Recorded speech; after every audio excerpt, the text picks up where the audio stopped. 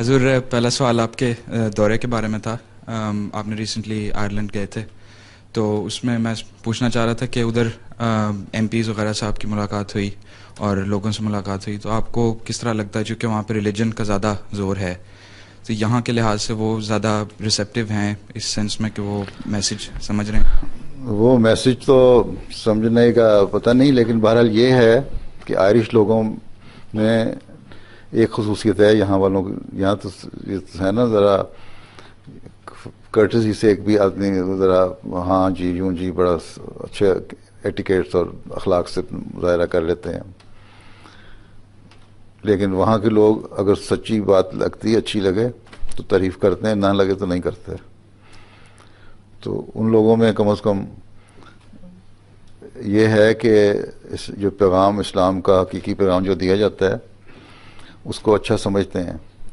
اگر ریسیپٹیو ہونے سے یہ مراد ہے کہ کیا وہ اسلام قبول کر لیں گے، تو ان میں بھی دنیا داری ہے، بڑا وقت لگے گا ابھی. لیکن بہرحال ایک ہے کہ اگر ہم یہ اسپیڈ ورک کر لیں، بنیادی کام کرتے چلے جائیں، ان کو اسلام کی خوبصورت تعلیم بتاتے جائیں، تو ایک وقت آئے گا جب بریک تھرو بھی انشاءاللہ ہو جائے گا.